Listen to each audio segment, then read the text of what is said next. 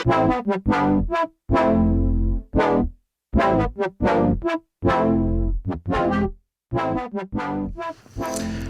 and welcome to another episode of Beyond the Binary Beats. I am River Wild and I am your host.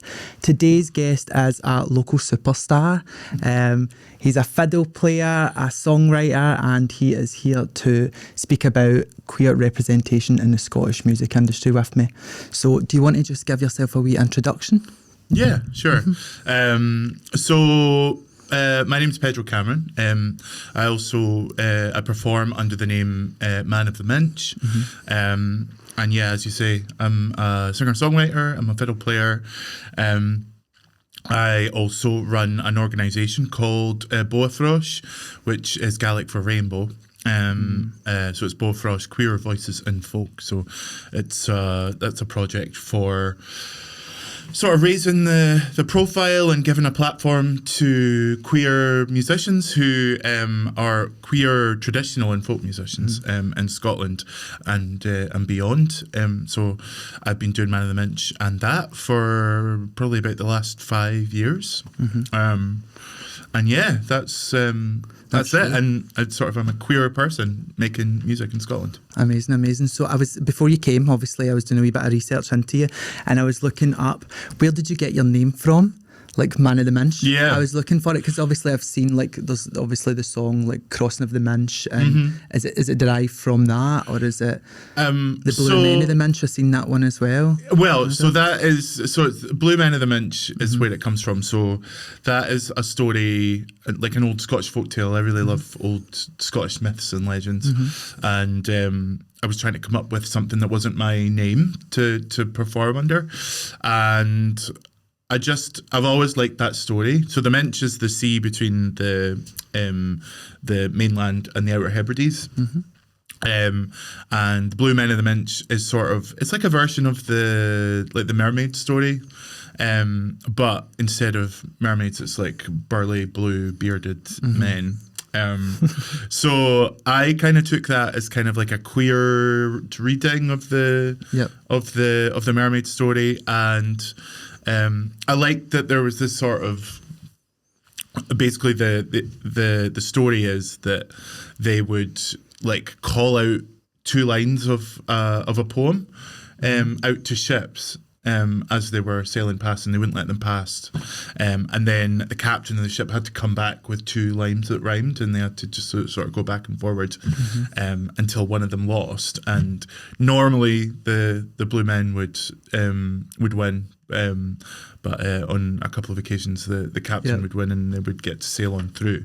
But I just kind of like that sort of like, I like the idea of like sort of men that are sort of luring sort of sailors to their death. So yeah, and I also, my music is very rooted in folk music and traditional music, and I think I play like a sort of updated, queered version of that, and so that kind of mirrored, that story kind of mirrored what I do kind of musically. So that's where that kind of came so from. When I was reading the article about like Blue Men of the Minch, I was reading through it and I kind of got probably similar thing to what you were saying there about how you associated it to like a kind of queer story. I think it was just like because it was like mermaidy siren based, and like, they were like mistaking them for, I think I read that it was to do with the Picts as well, like the painting of the blue on their body and stuff. So there's a couple of readings of it. There's another reading of it which is actually more kind of like race based.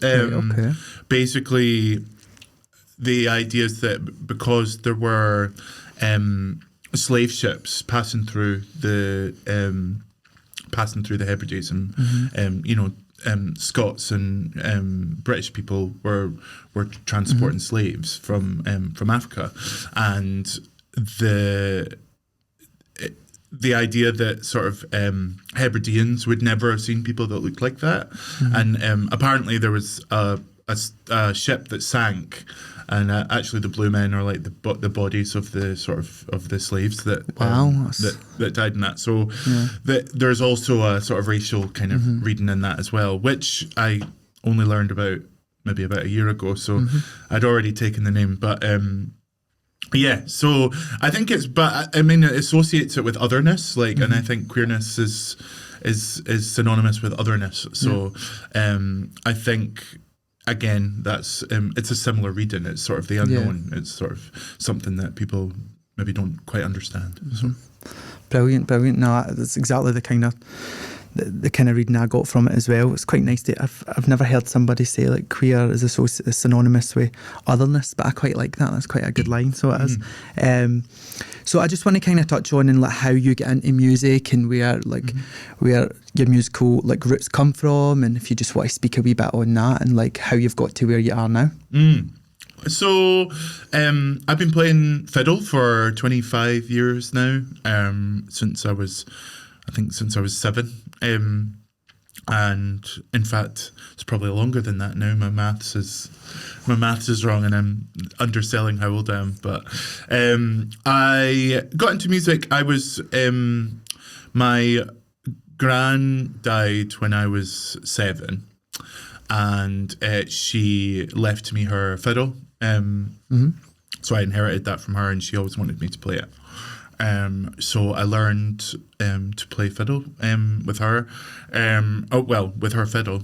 And also I had a kind of musical, I'm not going to say like a massively musical family, but my dad played guitar and sang. And there was always music in the house, and it was always like country music or Scottish folk music, and I was just always really into that, and just mad for music. And also I moved around a lot when I was a kid, so I went to 7 different schools. Wow. I worked out recently that I think I've moved 26 times in my life. And I'm just turned 34, so that's a lot of moving. It's a lot of moving. A lot of stopping and starting, so it is. Yeah, so I was always at school. I didn't like school. I did well at school, but I just hated it. And I was always a new kid, 5 primary schools, 2 high schools. Wow. And so music was something that I always was able to do, like to have some sort of continuity, like with school. And it was something to do at lunchtime. It was something to do like, go orchestra and all that sort of thing. And so I was big into music for that reason, and I used to play, just play in the kitchen with my dad. My dad would play guitar and sing Johnny Cash songs, and I would like learn little fiddle parts. That, yep. And then I started playing guitar when I was about 13, and that was from listening to like Avril Lavigne and Michelle Branch and stuff like that. So I learned from that, and then I got given, when I was about 15, I got given some bluegrass CDs for Christmas one year, and so it was like Alison Krauss, Gillian Welsh, who are like amazing female musicians. I was always mad for female musicians, female voices, and and then so I just sort of played here and there and sort of became really into sort of improvising. So I would actually learn all the fiddle parts from like all these albums, but then I would sort of try and apply them to like other songs. And I just, what I ended up doing was I could pick up my fiddle and play along with basically any song that was, and make up my own parts for it, or just accompany. And then I joined a band when I was about 20, 21. I joined a bluegrass band called the Dirty Beggars, which was like with 4 other guys, and I had a great time with that. Like, we played for about 8 years. I mean, we still play now here and there, but that was like a big part of my life, like all through my 20s. And we toured the States and made an album and made an EP, and we would always sell out shows when we were in Glasgow. And we just did a sort of really good, we just had a really good time with that. But playing bluegrass music when you're queer is like, it's a weird thing because it's kind of synonymous with conservatism, like small c conservatism, big C conservatism, I guess. And this sort of like southern states of America and this sort of like rednecks and hillbillies. And that's what makes me think of. Yeah, and I mean, like that is a lot to do with it. I mean, there's a lot of liberal lefty sort of types that love that kind of music as well. But the kind of music that we were playing was like party music, and I don't know, like whenever we went to play, I never felt like 100% safe. Like I never felt like I could be totally myself in any situation because I just didn't know how people were going to respond. You know, we would play at bluegrass festivals, and you know, we played at like the Ulster Bluegrass Festival, which is in like a folk park in Oma, and you know, I was just like, these are like, it's not necessarily the safest place to be like out, and I'm not sure how much of that is actually true now, but I definitely felt a fear and that I couldn't really be open with it. So I loved playing in that band, and like I love those guys, and they're still like my best mates, and but I just never really felt that I could be out, and they were straight guys. And yeah, and I mean, touring the southern states of America, we were in situations where I was just like, I just don't know if I can, like, I have to hide this part of myself because it's easier, and it's not what I want to do. So yeah, and then that band kind of came to a natural end in my sort of late 20s, and so I kind of came out of that and then went through a bit of a grieving process with that, because it had been like my whole, basically everything I did was for that band. Like I didn't go on holiday. I didn't like any jobs that I had were just like crappy jobs that to pay for my for playing music. And when I came out of that, I just didn't know what to do. And then I was sort of like, well, here's an opportunity for me to do what I want to do. So, and I was only playing fiddle in that band. There was no singing, no playing guitar. I didn't really play guitar or sing in public at all. And then I decided that I started to write my own music. I'd actually written a couple of times for the Dirty Beggars, for the bluegrass band that I played in. And I basically just was like, right, here's an opportunity for me to like do my own thing, play the music that I want to make. And like, I loved that music, but it wasn't necessarily my like ultimate kind of music that I wanted to play. So I just went, right, I'm going to start making music that I want to make totally on my terms, about my experiences, about my life. And I started doing that, and started doing open mics and things like that. And people seemed to really respond to me and to my voice and to my songwriting. And then at around the same time, I was sort of like, oh, I'd really love to be in a band with like other queer people, like with other queer people. And so I decided to put a call out on Gumtree or something like that, or Facebook or social media, basically being like, oh, any like queer indie folk musicians that want to like start a band. And I got quite a few responses. And then I was speaking to a friend of mine, a fiddle player called Laura Wilkie, who is amazing fiddle player and knows so many people and is really well liked and is very well connected in Scottish like folk and traditional music. And we were talking about how I was like, where are all the queer people in folk music? Because it can't be just us. Like, like what's weird? That's like, what's that about? And then so we decided over a period of time to start we thought, well, maybe we'll put on like a songwriting weekend, or we'll make like a retreat, a writer's retreat or something, and invite queer musicians to come along and just play music and hang out and whatever. And somehow that came about I got contacted by Creative Scotland, who's the funding body for arts in Scotland, and they were like, "Oh, this sounds like a really interesting project. Let us know about it. Keep us up to date with it." And I was like, I think that means they want us to apply for money. Yeah. So I applied for some money to put on 3 days of music. Not 3 days of music, like 3 days of workshops. Roped in some friends or some musicians that I knew. So I went with... so we had Rachel Sormani, who's amazing singer-songwriter, really well known in Scotland, singer-songwriter. Laura.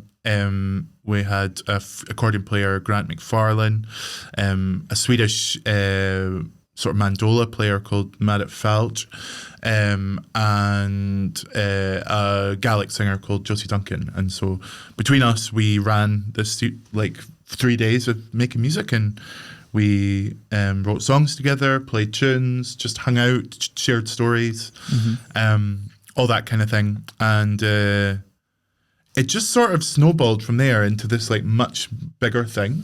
And I don't think I really realized at the time the importance of it. So for me, I didn't have anything to lose. I didn't have like a music career to like to ruin by being out in traditional music or being out in folk music. And so... But those 3 days were really magical, and I think they were quite freeing for a lot of the musicians that were there. And yeah, it was... so we ended up putting on a concert at Celtic Connections, which is a massive music festival in Glasgow every year. And that was the first of its kind at that festival. So it was 40 queer folk and traditional musicians performed. Wow. And that's amazing. That's really amazing stuff. It was really cool. So yeah, and then we got to, that's kind of where things kind of changed. 40 of us though. 40 crazy. There's 40 of us out there and nobody knows. Do you know what I mean? Well, I mean, there's more than that. Yeah. Like, and that was like, I mean, those were the ones that were prepared to be involved in it, and some of the best like traditional and folk musicians in the country performed at that. And you know, there was a couple of Gaelic singers who had never been out publicly ever, who were suddenly talking about bickering and singing a love song, about one singing a love song about the other. And I actually seen that. I watched the YouTube video today of like, that had been uploaded to the page for it, and one of the girls in it was saying that she was in like her and her partner were in like a duo and played live and stuff, but they had never spoke about, like they'd never openly spoken about how they were a couple on the stage and stuff. And then she was like questioning it, and I thought that was quite a nice piece of content. So I did, because it's not often you see people like that will be openly out like that, and I thought it's quite nice to see her questioning it and why they didn't do that, and the thought process going in her head like, oh no, actually, what am I doing? Like, you know, like that's my partner, like I should be out there and proud. And it was quite a nice process to watch in the YouTube video. I was watching that this morning. I thought it was absolutely brilliant. So was that the YouTube video I watched today? Was that the project you're talking about? So obviously you played at Celtic Connections. So obviously it's the same project, but I mean, like, was that the recording of that, where the venue you were in? Where was the venue? Oh, so that was beautiful, by the way. So that was the what? It was beautiful. Oh yeah, such a lovely film. So that was done by a company called Lost Clock. We're based in Glasgow. And was that like the 3-day retreat that you're talking about? Right. Okay. Yeah. So that was at the Storytelling Centre in Edinburgh. Right. Yeah. So yeah, that's where that beautiful venue. So gorgeous. So yeah, I think that was the kind of the vibe with that, and then it kind of went on from there. We did another show at Celtic Connections the following year, and we've done quite a few things where we've been asked to curate events and festivals. But I think the thing with Both Rush is that it was the first of its kind, in traditional music in in Scotland. Like nobody had done it on that scale before. But the funny thing is that it was an accident. Like I didn't go into it being like, I want to change folk music. I don't. I just wanted to hang out with people. Yeah. And so it became this huge thing, and that was never really my intention. Like it just sort of spiraled, which is a beautiful thing. And it was amazing that it resonated with people, and I mean, changed people's lives and careers, and like that is quite a hard thing for me to get my head around, because I just did it for a laugh, you know, like not for, you know, like just did it for fun, like just did it for, I didn't set out to change anything. And then it actually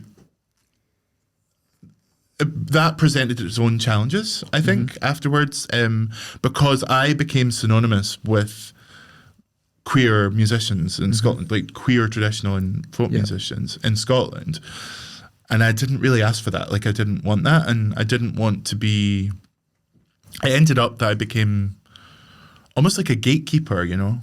And that is not what I aimed to do. Yeah. But became like, you know, people would come to me to book queer folk musicians in Scotland and to put on queer nights and stuff, which is great that people wanted to do that. But it meant that it was up to me to decide who, and it was up to me to keep abreast of like who everyone was and make sure people were included. And I just didn't want to. That's quite a lot of pressure as well, isn't it? Yeah, it was quite a lot of pressure. I mean, it was, and which is an amazing thing, and I did embrace that for a good few years. But in the last year or two, I've just I've kind of wound back on that, because I feel like, in a way, it's had its moment. Like it's done its job. I mean, obviously, you know, queer people are under attack more than ever at the moment, and or we seem to be sliding backwards. At the moment, and so I think there is a place for Bofrost, but I just don't think that I'm the person to do that. Like I don't think I have the gumption or sort of the energy to do that now. I think I feel like I've done something, and you know, I'll always champion like queer musicians, and I'll always seek them out and want to know about that and want to be involved in that. But I don't know if I'm the person who can like carry that on. I also feel like it's gotten to a stage, because it was the first thing of its kind, there was nothing to compare it against, right? So people were just happy that it existed. And so any shortcomings or any, you know, mistakes or whatever that were made, not saying there really was any, but any small fumbles or where people weren't included, or where where I was maybe blindsided or not blindsided, I was like sort of blinkered or whatever, where I wasn't aware of things, or was forgiven, I guess, because it hadn't been done before and people were just happy that it existed. And I think after a few years of that, I just became more and more aware that it was like, this isn't like, more needs to happen here, and a wider change needs to happen. But I mean, as I say, I mean, I was a friend of mine, an American step dancer called Nick Garris, told me that a fairly prominent folk singer in Scotland told him that there were no gays in folk music, and that was like, I mean, that was 5-6 years ago, but like before Bofrost. And so now there are a huge amount of out openly queer folk musicians and traditional musicians. And there's the folk fans that are queer and traditional, folk and traditional music fans that are queer. I mean, I would be one if I wasn't a musician. Yeah. So I think that's the thing as well. It's like, we not only was it for us as musicians, but it was also for the people that like wanted to see themselves in the music that they like. But I think things are different now, and it's definitely more open, and it's definitely more visible, or queer people are more visible in folk music, and there's always work to do. But I think I'm a bit like, for me, I'm a bit no tainted. What's the word? I'm a bit different when it comes to the idea of like no really seeing other queer people in folk music. I grew up in a tiny wee village called Dunmelliton. It's in the middle of nowhere. It's just outside of Ayr, but the forestry like that's attached to it, just behind it, is the Dumfries and Galloway Forestry, and there's a festival that happens there every single year. It's called Knockengorrock. Yeah. And that is, I was going to ask, did you ever play there or anything like that? I've never been, but you've never been? No, but I do know of it. So good. It's like, I've been going there for like, I was obviously young, so every year like I go back. It's their 25th anniversary, I'm sure, this year as well. And for me, that place is just like the epitome of like queer rainbow folk, like world music. Like it's just it's unbelievable. It's like anything goes. There's no judgment, no prejudice. It's just like everybody from all over comes everywhere. So I think I've been kind of indoctrinated that that from a really young age. So it's surprising to me, for me to hear that people don't.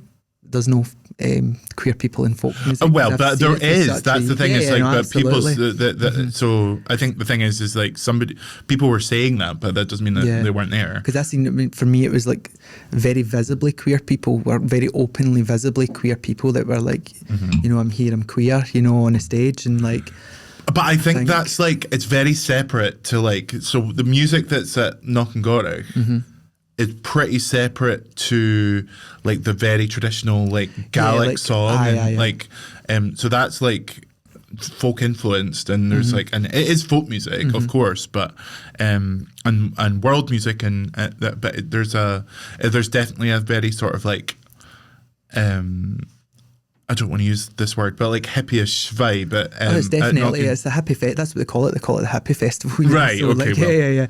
Absolutely. It's influenced by other things. I totally agree with what you said there. It's not. It's like a world festival. Like it's like and it's very about people who are, like people that go there are very of the earth and very enlightened and very sort of, that sort of there's thing. probably like in my head, there's like quite a stark image between what I would picture is like people at Knockengorrock, like folk artists I would see at Knockengorrock, and then probably like maybe like a trad band you would see playing in somewhere like like a Scottish country dancing band, or like or you know a Gaelic singer from Uist who's like a member of the Free Church, and so people who are like living in the Outer Hebrides and northern Scotland and in very Presbyterian sort of like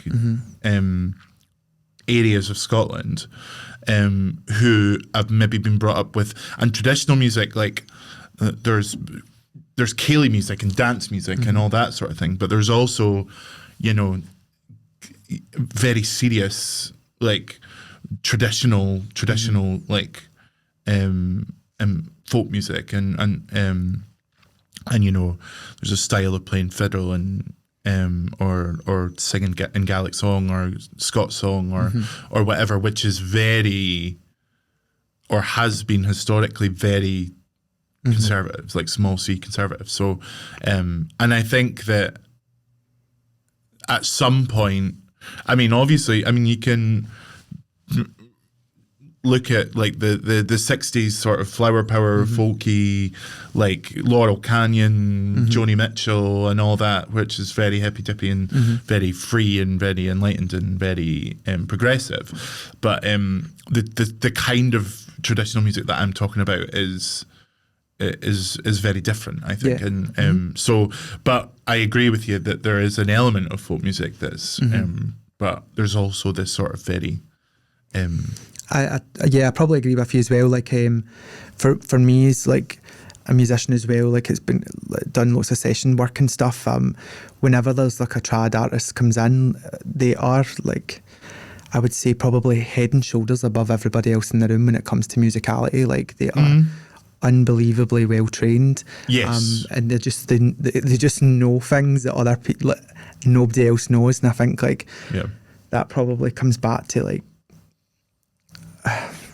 I don't know, they're just probably some of the best musicians I've ever came across, you know. Yeah, For me, like it's in their session-wise, when blood. I've been working, it's like their instruments are another part of their body. It's not just, and it's like part of their body and their mind. Like they're just able to come up with melodies and off like that. It's crazy. There's an insane amount of talent in Scotland of traditional musicians, and you know, there's the traditional music course at RCS, and you know, people go to Plockton, like traditional music school as kids, and people really devote their lives to it. I mean, I know some insane musicians and singers and composers and improvisers and all that sort of thing. So yeah, there's like a huge level of really amazing musicality and real dedication to tradition and real dedication to, you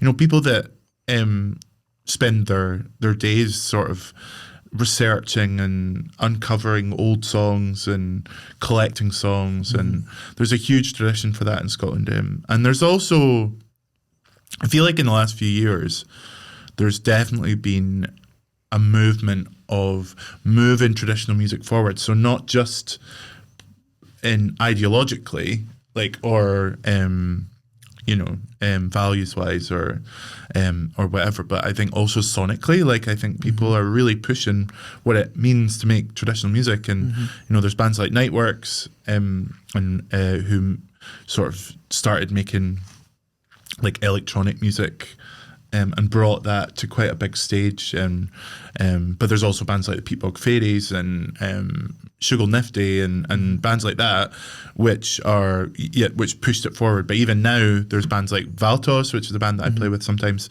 who are making it almost like top 40 dance tunes with traditional music and actually making that work, and making that really come together. So I think there's traditional music in general is moving forward, and people are becoming much more. I feel like the old guard is sort of falling away a little bit, and people are allowing it to progress and allowing it to evolve, I guess. I think as well, like with people like Martin Bennett, probably. I think he was the 90s, wasn't he? Like he was like the 90s. Like he was a big. I mean, he really changed the game. Changed the game, yeah. And all the bands that you mentioned there, like they kind of came round about the same time as well, didn't they? Like, because Martin Bennett, I'm pretty sure about the same time as Sugar Nifty and Peatbogs and stuff. So because that's quite similar, the sound that they make as well. But Bennett was definitely like a pioneer. A game changer. Yeah, for sure. Yeah, I absolutely love his stuff. I do. I think for me, like I come from like a kind of electronic world as well. Like I've best of both worlds, I like to say. But I started off like kind of folk music when I was really young. That's kind of what I started off in, like singing wise and stuff. And then as I got older, I like to go out quite a lot, so I moved into I moved to Glasgow and loved sub clubs, so I moved into electronic stuff, you know. And then I moved to Ibiza, so I worked for Ministry of Sound, so I was just involved in the nightlife scene. So when I kind of came across, I didn't come across Bennett until I was a wee bit older, and when I came across him, that merge of the both of them for me was just like a light switch coming on in my head. Like I'd never heard anything like that, and then I was kind of like, wow, this is like really, really new stuff. But there was lots of bands doing it at the same time, and it's really for me game changer. And I think that's something I wanted to do as well. So like I wanted to merge it with pop music. Like I wanted to and I know there's other bands that have done that as well, like the Corrs and stuff like that. But I think I really love like synth pop. Like I really love bands like Muna and like Churches and things like that. So I really wanted to merge that style of music and that sort of like ultra pop sort of sad bangers, I guess, but like, and then have these influences of fiddles and pipes and stuff like that in my own music. So I was listening to your kind of most recent stuff, and I feel like that's kind of the direction you've went in with Man of the Minch. Like I think like that, like all your latest releases, they all definitely were pop influenced or disco influenced. I felt as if there was like different vibes for them. It was really, really cool to hear. So it was. So. Yeah. I mean, I didn't actually, the funny thing with that is, so I won the Trad Award for Up and Coming Artist of the Year in like 2019. And I was kind of flabbergasted by that because I didn't see myself as a traditional artist. Like, not as Man of the Minch. Like, I do play traditional music and I'm folk influenced, but to me, Man of the Minch is pretty much pure pop. And I don't go into it thinking like, oh, I want to mix this and this.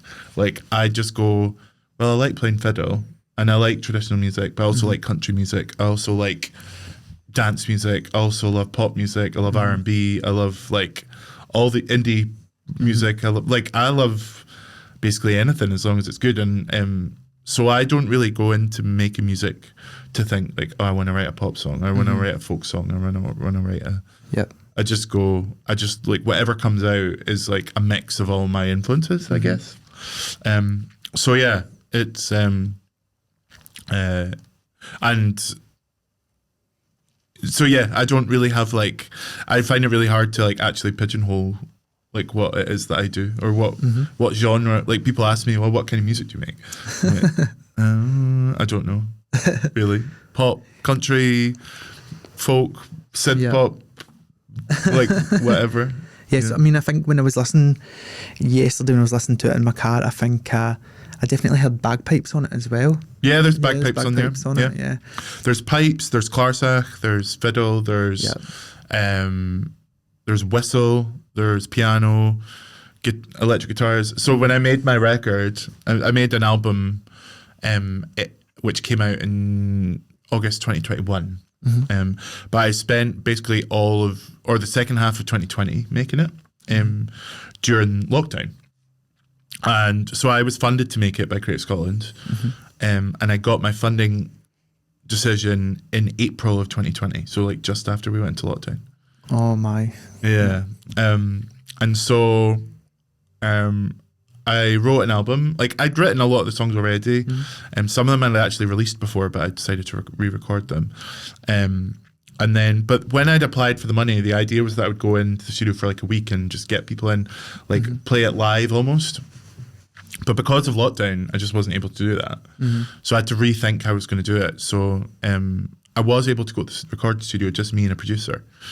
And I could have one or two people come in. So I ended up spending a month making that album over the space of 6 months, like 30 days total. And because I could only have one person at a time, I could have people come in and just play on it. So, and it was the only way that I could play music. So I just invited loads of my pals to come and play on it. So, and just add stuff to it. And we just like made it as big a record as we possibly could.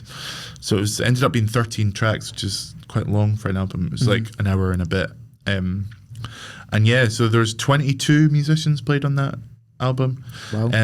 There's like a string section on it. There's a bunch of like guest singers and guest songwriters and but it was like the only way that I could see my friends, and the vast majority of the performers are queer on that record. Amazing. And I wanted that to be an extension of Bofrost. In fact, some of the songs were written as a result of Bofrost. So Rosanna, which is on my record, was written for Bofrost when we first did the workshops. So I'd written that just before that, and so Rosanna is a song about. Basically, there's a tradition in Scottish in folk music and folk ballads of like the disapproving parents, but it's usually because like the guy's like a ruffian or something, or he's like a trickster or a con man or something. Yep. But in this, I wanted to do it where it was like make a queer version of that, and they don't approve because they're a same-sex couple. And then there's another song called "The Wall," which I wrote with a friend of mine, Caitlin McNeil, who was at the Bofrost. So we wrote that at the Bofrost workshops. And a couple of, she plays guitar on that, and then also Rachel Sermani sings on that, and then another friend of mine, Finn Anderson, who's an amazing singer-songwriter and theatre maker. He performed in that as well, and he plays piano on a load of the songs too. But so yeah, there's loads of stuff on there that were like as a result of Bofrost or inspired by Bofrost or just queer my stories, basically just songs about queer love or queer or coming out or not coming out. Or I love that. That's like kind of like the space that I'm in right now as well. Like I have woe is me, but I've just come out of a relationship, and it was quite a deep relationship for a wee while there, and I've realised recently musically I've been quite drained creatively because I've been studying. So it's a bit, when you're studying, your entire focus is based on the academic side of things, and you kind of lose your creativity and like your way with music during that. As much as you can practice, there's a difference between sitting at home practicing and playing gigs, you know, and letting that thrill and that like excitement. So for me, like I've kind of been on this journey of self-discovery after my breakup or whatever, and I've realised that I've got a story to tell, but I can only tell that story in a traditional way, you know, like the way for my roots. And I think for a long time, like I started my roots comfy folk music, and then it moves into kind of more jazz, and then I went to pop and rock school. So for that, they were training me in boy bands and stuff, so I became really commercialised in the way I sing and stuff. They completely entirely trained me out of my singing style and singing out of my accent. And that's actually what I was speaking to our mutual friend Rachel about. She was telling me to contact you because you obviously sing in your accent, and like that's where I'm kind of learning myself to go back to, which is quite a daunting experience. Like there's words you think, it's about learning new phrases and how to phrase new words, and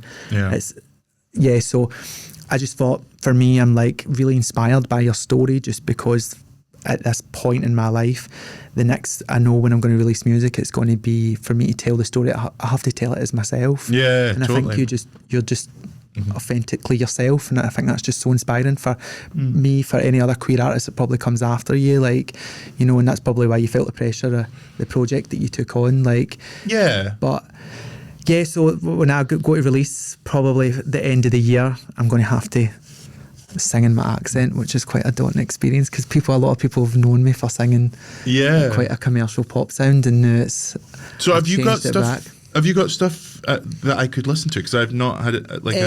I've not got any stuff not on Spotify. No, because I took everything down. I was speaking in my accent now. I took everything down because I've moved this in this more different direction. I just kind of don't want to confuse people with what, and I also don't kind of want to be associated with what I was moulded into being, you know. I think it's quite a common thing within the music industry, is like once you get to a certain level, you're just automatically moulded into this certain thing, like this mass-produced thing. And I think that's definitely what happened with me, and I was like pushed through certain places, and I just find it really inspiring, artists like yourself that have just always been authentically yourself, always searched for yourself in music. I think that's brilliant, you know. I think there's a challenge there, though.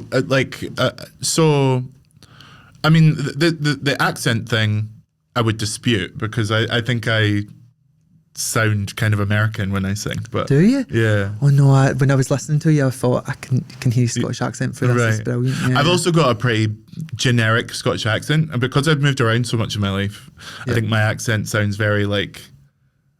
It doesn't sound like it's from anywhere. Like it's kind of implaceable. It's definitely not Glaswegian.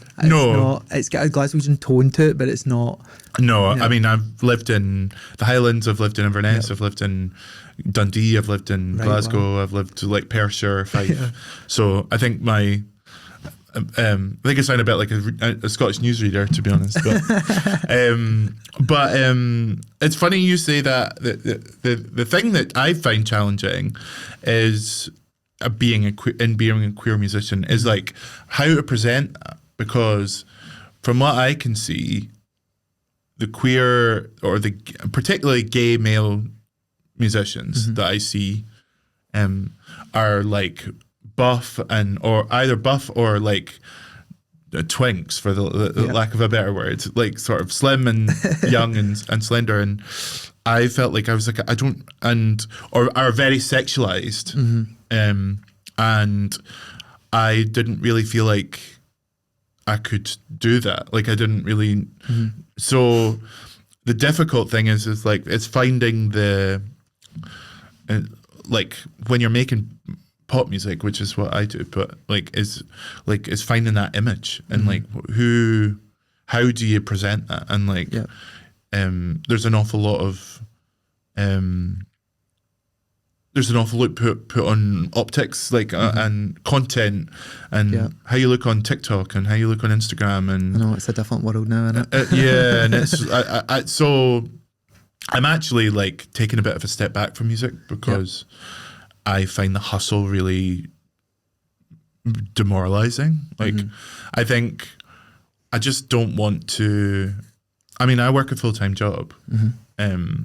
And music to me has always just been like a hobby, and it became, well, I say that, but I mean, it's become an income stream for me over the last few years, but it takes so much work. And like, I already work a 40-hour week, and then finish work and then email people and jump through hoops and spend money getting photos taken, and we're making recordings and doing Instagram and making TikToks and going on Twitter and all this sort of thing. And I find that really, really exhausting. And I find it, as someone who is not, I'm happy with how I look and I'm happy with who I am. But when you're not what people look like on social media, it's like, or when you're not prepared to make yourself look like that, it's very challenging to like put yourself out there, you know, like, or to know what to do, like with yourself. I don't know. I don't know. Yeah, I mean, I totally understand what you're saying. Like, I think as well, like, the biggest problem is we compare ourselves to these people who are sort of manufactured, and they've got multiple teams around them that are like producing content for them and stuff. Yes. And as a grassroots musician, that is, you can't, there's no way to keep up with that, you know. Like, these people have full marketing teams, they have full glam teams that, like, you know, will spend an entire day taking a photo shoot to get one bit of content for Instagram, you know. Like, you can't keep up with that. It would absolutely drain you. It would drain the soul out of you for music for you, you know. So I think for grassroots artists, it's like we definitely cannot compare ourselves to people like, who would I say that's in like you couldn't compare yourself as like a grassroots pop artist to somebody like Sam Smith or somebody like that's like quite visibly queer. You couldn't do that because they've got an entire team behind them, you know what I mean? Like they are well-established artists. You need to just do you, first and foremost, you know. And you can't allow these new facets of the music industry that are like things like TikTok and stuff, because at the end of the day, like right now in the music industry, unless you have so many followers on TikTok, so you're not getting so many likes, labels aren't signing you anymore, you know, unless you come prepared with that. And that's a problem, you know. That's a real serious problem, you know. And it's not like, I think for me, it's over like music, and it should never be that. It's now becoming business is first and music is secondary. And it's like we're losing the whole point of it all. Like, it should always be about the music, and then the business should come after that. You know, the music will bring the business, but it doesn't work like that. It's not like that at all anymore. It's quite scary though. It's quite scary and hard to navigate, you know. It's exhausting. I mean, like if we're gonna be for clarity, I guess, or for transparency. I mean, I recorded my last single, Square One. I made a video for it, and so I spent about £800, £900 producing that song, right? And I've made £20 off it, and I can't afford that. I just can't afford to live like that. But other people don't understand that, you know. Like, people think, oh, they're releasing music, they're releasing a music video, like they must be making money off it, they must be doing well. And it's like, no, we're just doing it because we just love it. You know, we're doing it because we love it. It's not about what we gain back from it. It's because we just love music, you know. And you want to put, I'm very onto visuals as well, you know. So like when it comes to music, for me, visuals are a really, really important part of it. But they've got to be storytelling. It can't be about trying to get the best content or the best angle. It's got to be, for me, it's got to match the music and be telling the story of the music to back it up, you know. Yeah, absolutely. And I think that's the same for me. But I just feel like not only did I do all that, and then it's like you have to battle the algorithms and you have to know, like, so exhausting. It's knackering. And so it was kind of taking the fun out of it for me.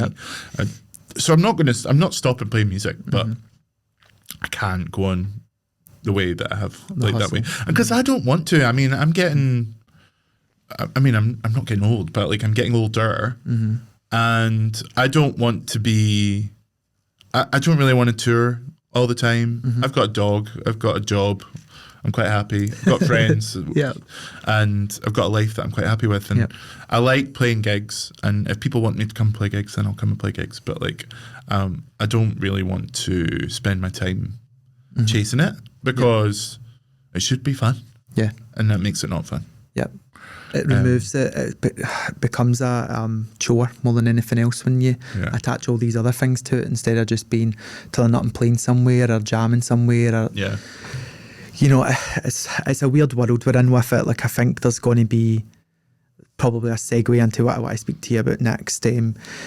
Just, we need we need systematic change. Like, we need an entire restructure, I think, of the music industry. Not just in terms of like queer artists, like trying to get visibility for queer artists and stuff. I think just in terms of like how the music industry is run at the time. Obviously, what I was speaking about there, but everything's about chasing an algorithm, or it's about trying to get as many likes as possible, and again, taking the fun out of everything, taking the enjoyment out of music. But as a segue into what I speak to about and why we're here, basically, you know, do you know anything that would be like a structural or systematic change that the government could implement that would make any difference for queer people in the Scottish music industry from your project? Did you notice any difference? You know? That's a big question.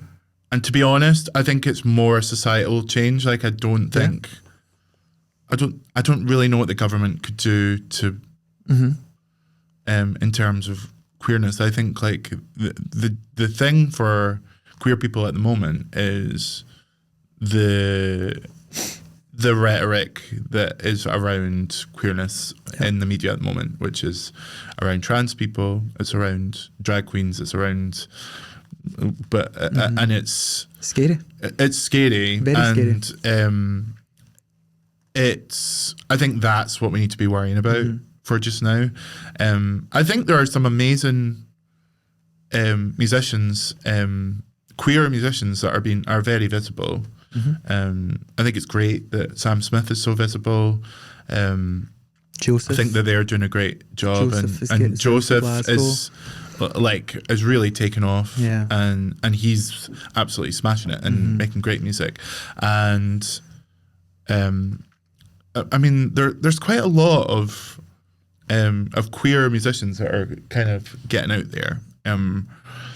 But I think there could always be more, but I don't think it's... I think on a general level, I think it's just about having people be visible and people making themselves visible. And I think that to a certain extent, there's a level of... No, how do I put this? Basically, I think that there's societal change needs to happen, but I don't think anyone can make it happen for us as queer people. I think queer people need to make it happen for themselves. And I think, which is horrible, that like, and I think as long as, I mean, obviously we can get a leg up from allies and friends and supporters, but ultimately we need to excel and push ourselves forward. But I think that's probably an oversimplistic way to think about it, because I think I recognise and I grapple with it quite a lot in terms of my position. Like, I might be gay, but I'm still like a white, able-bodied man, you know, cisgendered man. And so I have quite a lot of privilege, and there's a huge amount of, I think in terms of visibility and diversity in music. Actually, I think gay men are fine for the most part. It's trans people, it's people of color, it's disabled people, it's immigrants, it's like it's people with learning disabilities. It's like it's these are the people that really that aren't getting any visibility. Yep. I don't think.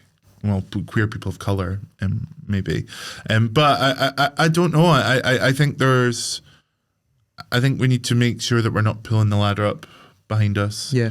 I think that, I mean, there's still a huge. I mean, there could be so much more in terms of queer visibility, but there could be so much more just in terms of women. Like, we still can't have a festival that like has a female headliners. I know. Like, it's crazy, and women are still not safe. Like behind, behind the scenes in music are still being taken advantage of and aren't paid the same level, it's so there's so much that is, I don't know if I can swear on this, but like totally fucked basically. That is and I just think that as a whole I don't really know what the answers are. It's quite a loaded question, sorry, but it is quite a loaded, But I think like when we're talking about queerness, just to like, I think like I can't just think of queerness. I think I have to see it intersectionally, and ultimately, like everyone who isn't white straight men need to band together.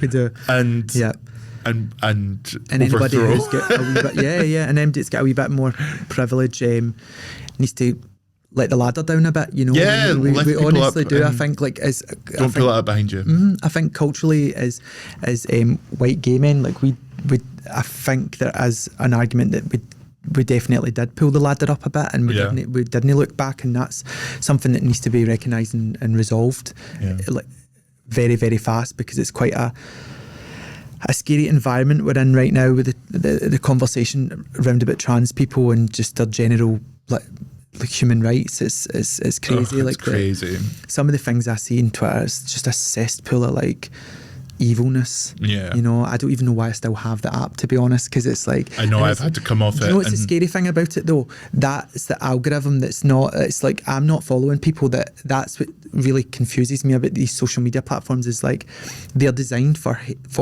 They're designed to doom push scrolling. Hate, because the algorithm as you spend 2 minutes on something, if you're flicking through the page and you stop at one thing, you spend more than 2 seconds on it, that's what they're going to show you. They're going to feed that stuff to you, and that's quite scary. That's what we're being pushed.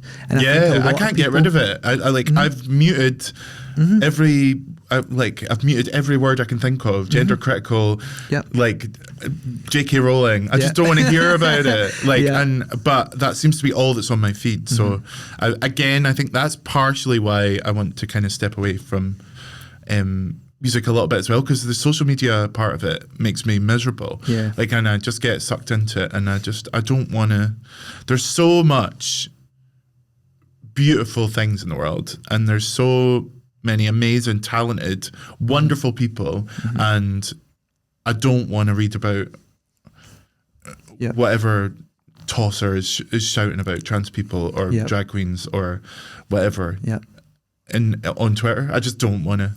And engage with it at all. And as someone, again, I think that's probably why.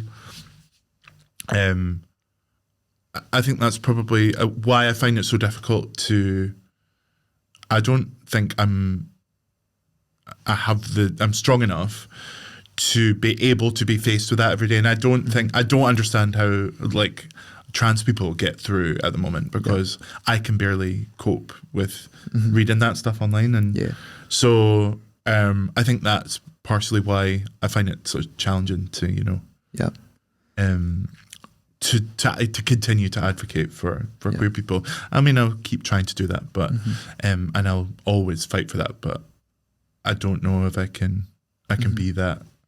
I was talking to my friend recently, and like we're running out of time here, but like I was talking to my friend about the change that we're going to probably see societally. Like Pride was always a protest, and now it's became a celebration, and I think it needs to be a protest again. To being a protest again, and I think that's definitely the direction we need to move in. And move away from these over commercialized, like Coca-Cola putting rainbows on their bottles. You know, like it. What does that mean? Nothing. It doesn't mean anything. They don't even sponsor it. You know, like.